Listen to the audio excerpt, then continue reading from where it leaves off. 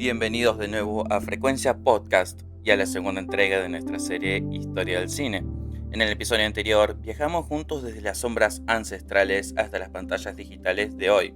Ahora entramos en un territorio mucho más ligero, pero no menos profundo. Imagínate por un momento entrar en una sala de cine a principios del siglo XX. La luz se apaga. De repente en la pantalla aparece un hombre con un bigote diminuto y un sombrero de hongo. Caminando de forma extraña, la gente estalla en risas y carcajadas. Por primera vez, el cine no solo mostraba el mundo, lo hacía reír. Hoy comenzábamos a explorar uno de los pilares fundamentales del séptimo arte, la comedia. Cómo nació, cómo se transformó y por qué sigue siendo tan necesaria. Prepárate, porque esta historia está llena de caídas, persecuciones, pasteles en la cara y también mucha inteligencia y corazón. La comedia cinematográfica no surgió de la nada. Desde el mismísimo nacimiento del cine, los hermanos Lumière ya incluyeron en su programa de 1895 una pequeña joya titulada El regador regado. En ella, un niño pisa una manguera y moja a un jardinero. Cuando éste mira a la manguera, el niño la suelta y el agua la salpica en la cara. Es un gag simple, casi infantil, pero marca un precedente. El cine podía usar la vida cotidiana para provocar risa. Pronto los pioneros entendieron que el movimiento exagerado y las situaciones absurdas funcionaban maravillosamente en la pantalla. Y aquí entra uno de los grandes arquitectos de esta locura organizada. Se llama Mack Sennett. Sennett, un canadiense que había trabajado como actor en Biograph bajo David Wark Griffith, fundó en 1912 los Keystone Studios en Los Ángeles. Allí creó un estilo propio, slapstick puro, rápido, caótico y lleno de energía. Persecuciones de autos, caídas, golpes y, sobre todo, los famosos Keystone Cops, que serían los policías torpes que corrían descoordinados y chocaban entre sí. Sennett producía películas a gran velocidad, muchas veces improvisando en el set. Su estudio era conocido como la fábrica de la risa. ¿Por qué funcionaba tan bien este caos? Porque reflejaba el ritmo vertiginoso de la vida moderna en las ciudades estadounidenses de principios del siglo. La gente trabajaba duro, las ciudades crecían a toda prisa y el cine ofrecía un escape. Ver el orden representado por la policía convertido en desorden total. Era catarsis pura. En 1914, Sennett contrató a un joven actor británico que había llegado de los music halls, Charles Chaplin. Al principio, Chaplin era uno más en el engranaje de Keystone, pero pronto empezó a desarrollar su propio personaje, el vagabundo, con su bastón, su sombrero y esa forma tan peculiar de caminar. En poco tiempo, se convirtió en la primera gran estrella internacional del cine. Lo fascinante de Chaplin es que no solo hacía reír, añadió algo nuevo: humanidad. Su personaje era un pobre diablo, un outsider que luchaba contra un mundo que lo aplastaba, pero que siempre se levantaba con dignidad y un toque de rebeldía. Películas como El Chico del año 1921 mezclan comedia con ternura de forma magistral. Chaplin no solo actuaba, dirigía, escribía y, más tarde, componía la música. Digamos que era un artista completo. Mientras Chaplin conquistaba el mundo con su corazón, otro genio silencioso hacía exactamente lo contrario. Mantenía la cara impasible mientras el mundo a su alrededor se desmoronaba. ¿Su nombre? Buster Keaton. Keaton, apodado Cara de Piedra, provenía de una familia de vaudeville. Aprendió desde niño a caer sin hacerse daño y a realizar acrobacias increíbles. A diferencia de Chaplin, Keaton era un maestro de la precisión mecánica y la composición visual. Sus películas, El maquinista de la General del 1926, Sherlock Jr. de 1924 o Steamboat Bill Jr. del año 1928, son joyas de ingeniería cinematográfica. Hacía él mismo la mayoría de sus stunts sin dobles ni trucos digitales, claro. Lo interesante es que, mientras Chaplin invitaba a empatizar con el personaje, Keaton invitaba a admirar la inventiva humana frente al absurdo del mundo moderno. Sus películas son como relojes suizos, todo encaja con precisión milimétrica. Y no podemos olvidar al tercero en discordia, Harold Lloyd.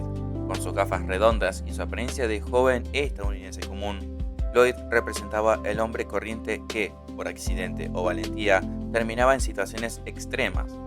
La imagen icónica de él colgando el reloj en Safety Last del año 1923 sigue siendo una de las más famosas de la historia del cine.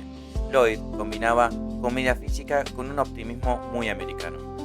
Estos tres gigantes, Chaplin, Keaton y Lloyd, no solo definieron la comedia muda, establecieron dos grandes corrientes que aún hoy conviven: la comedia del corazón, dirigida y nacida por Chaplin, y la comedia de inteligencia y la precisión, hecha por Keaton y Lloyd. Pero todo cambió cuando el cine aprendió a hablar. La llegada del sonido a finales de los años 20 amenazó con acabar con muchos cómicos mudos. Sin embargo, la comedia no murió, se reinventó.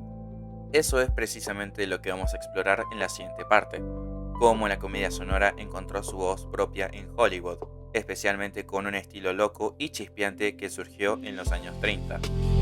¿Estás listo para ver cómo los diálogos rápidos y las batallas entre hombres y mujeres revolucionaron la risa en la pantalla?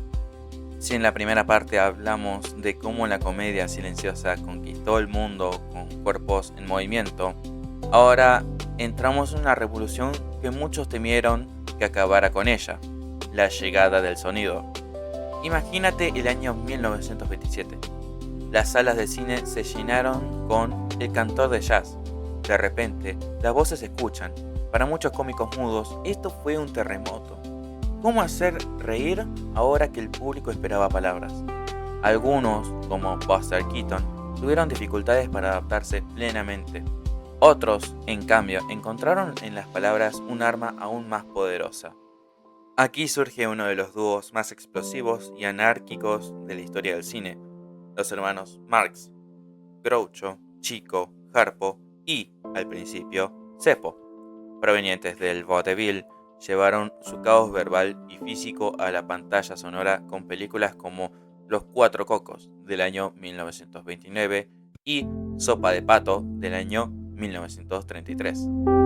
Groucho disparaba diálogos rápidos, llenos de dobles sentidos y absurdos lógicos.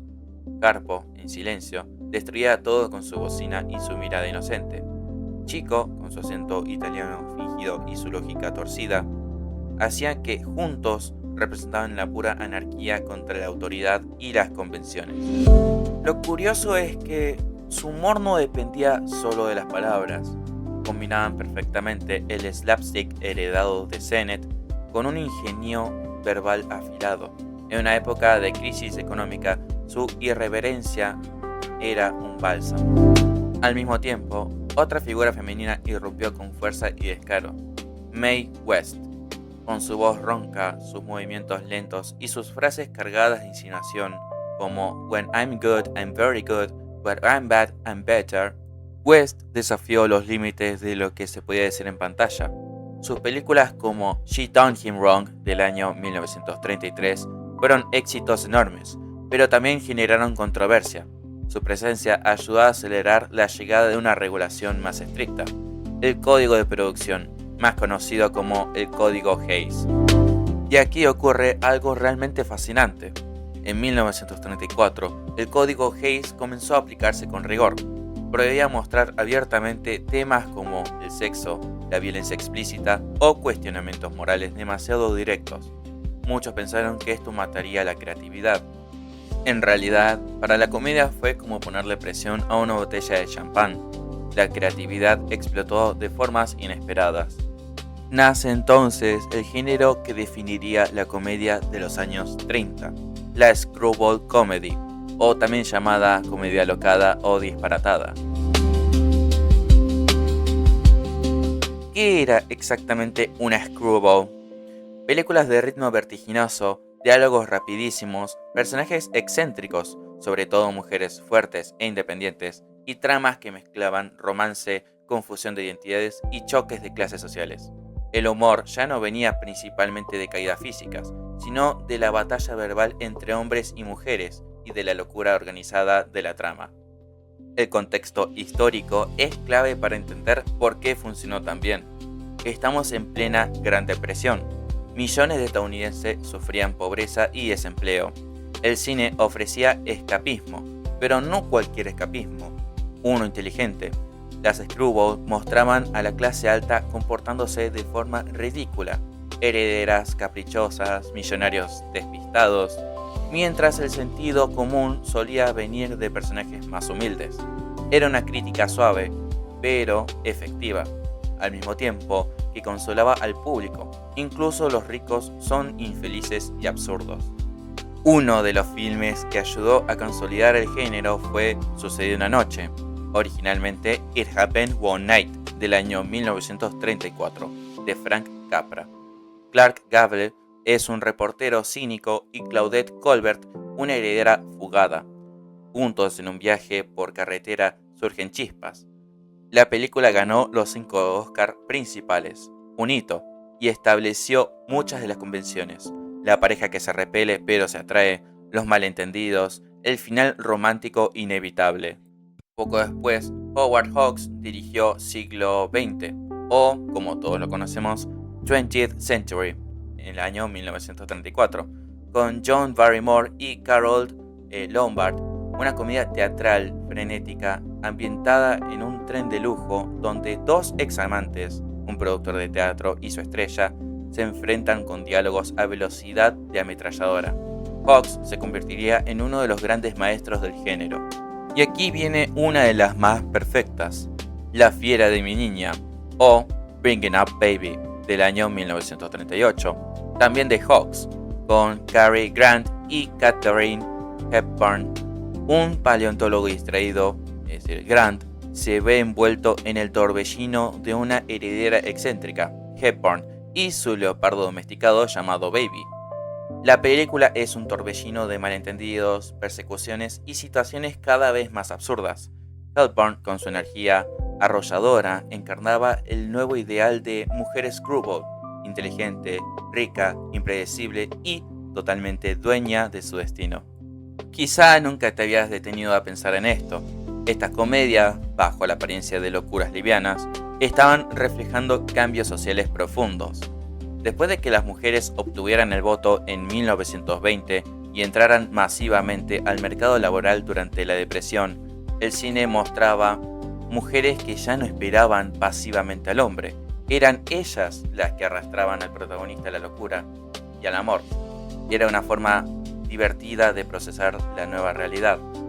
Directores como Capra, Hawks, Preston Sturges, que llegaría con más fuerza en los 40, y George Cukor, crearon un estilo que combinaba sofisticación verbal con caos físico. El screwball se convirtió en la respuesta perfecta a la censura. Al no poder mostrar sexo directamente, lo convertían en una batalla verbal cargada de tensión sexual. Estas películas no solo entretuvieron a una generación que lo necesitaba más que nunca, sentaron las bases de lo que hoy entendemos como comedia romántica moderna, ese enemies to lovers que vemos en tantas películas y series actuales tienen su raíz aquí. Pero la comedia no se detuvo en los años 30. En la siguiente parte exploraremos cómo evolucionó después de la Segunda Guerra Mundial, la llegada de nuevas voces, la comedia negra, absurda y su transformación en la segunda mitad del siglo XX. ¿Estás preparado para ver cómo siguió la risa adaptándose a los tiempos turbulentos que vendrían? Después de la explosión creativa de las screwball, el mundo cambió drásticamente. La Segunda Guerra Mundial dejó cicatrices profundas y, con ellas, la comedia también tuvo que adaptarse. Ya no bastaba solo con hacer reír. Ahora se podía reír de las absurdidades de la vida, de las instituciones y de hasta uno mismo. En las décadas de 1950 y 1960, figuras como Jerry Lewis mantuvieron viva la tradición física, pero fue un nuevo grupo de cómicos, muchos provenientes del stand-up y la televisión, quienes ampliaron el territorio. Y aquí entra uno de los nombres más influyentes de la comedia moderna, Woody Allen. Allen comenzó escribiendo chistes para otros y rápidamente pasó a dirigir e interpretar sus propias películas. Obras como Annie Hall del año 1977 revolucionaron la comedia romántica al hacerla profundamente personal, neurótica e intelectual. Allen hablaba directamente al espectador, rompía la cuarta pared y convertía sus inseguridades en humor universal. Su influencia es enorme. Mostró que la comedia podía ser al mismo tiempo divertida e introspectiva, que se podía reír de las relaciones modernas, del psicoanálisis y de la angustia existencial neoyorquina. Casi al mismo tiempo, Mel Brooks llevaba la irreverencia a otro nivel, con películas como Los Productores del año 1967, El jovencito Frankenstein de 1974 o La loca historia del mundo de 1981. Brooks parodiaba géneros enteros: el musical nazi, el cine de terror, el western, con un humor audaz, a veces grotesco y siempre valiente. Brooks no tenía miedo de tocar temas delicados. Su enfoque era: si algo es absurdo, hagámoslo más absurdo aún. Tanto Allen como Brooks, cada uno a su manera, representaban dos caras de la misma moneda postguerra: la comedia como herramienta para procesar la ansiedad moderna y la comedia como liberación total a través de la exageración. Mientras tanto, en Gran Bretaña, el grupo Monty Python, formado en 1969, llevó la comedia absurda y surrealista a la televisión y luego al cine con películas como Monty Python y El Santo Grial del año 1975 y La vida de Brian del año 1979. Su humor era inteligente, caótico y profundamente irreverente hacia la religión, la autoridad y las convenciones sociales. Rompieron todas las reglas de narrativa y montaje. Hoy, su influencia se ve en series y películas que no temen lo absurdo. En las décadas siguientes, la comedia se diversificó enormemente. Surgieron voces que exploraron la comedia negra, como los hermanos Coen en Fargo del año 1996 o Quemar después de leer del año 2008, donde la risa surge de lo trágico y lo grotesco. También creció la comedia romántica más accesible, con películas que heredaban el espíritu Screwball pero adaptado a los tiempos. Cuando Harry encontró a Sally del año 1989 es un ejemplo perfecto de cómo la batalla verbal entre sexos seguía funcionando décadas después. Y te estarás preguntando por qué la comedia ha demostrado ser tan resistente y adaptable. Porque refleja como pocos géneros los cambios sociales. En los años 70 y 80, con la liberación sexual y los movimientos feministas, aparecieron más voces femeninas y perspectivas diversas. En las últimas décadas, comedias que vienen de experiencias inmigrantes, afroamericanas o LGBT han enriquecido el panorama, demostrando que la risa es también una forma de reclamar visibilidad. Hoy, en la era del streaming, la comedia enfrenta nuevos desafíos y oportunidades. Los formatos cortos de redes sociales recuerdan, curiosamente, a los cortometrajes de Sennett, rápidos, directos y hechos para generar reacción inmediata. Al mismo tiempo, directores como Jordan Peele han mostrado que la comedia puede mezclarse con el terror. Un ejemplo de esto es Get Out del año 2017, para hacer críticas sociales más afiladas que nunca. Imagínate por un momento todo lo que hemos recorrido en este episodio, desde un jardinero mojado en 1895 hasta sketches virales en tu teléfono.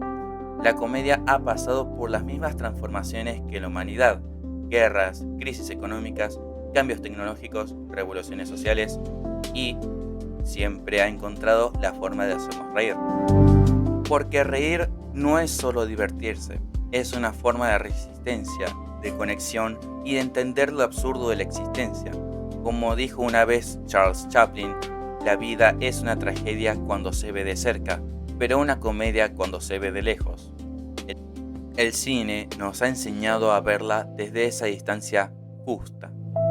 Hemos terminado nuestro recorrido por la historia de la comedia cinematográfica, por ahora, porque la risa, como el cine mismo, nunca deja de evolucionar. En el próximo episodio de Historia del Cine nos adentraremos en uno de los géneros más emocionantes y visuales, el terror. Prepárate, porque las luces se apagarán y las sombras cobrarán vida. Gracias por acompañarme en esta carcajada colectiva a través del tiempo. Si algo te hizo sonreír o pensar, ya cumplimos nuestro objetivo. Nos escuchamos pronto en Frecuencia Podcast.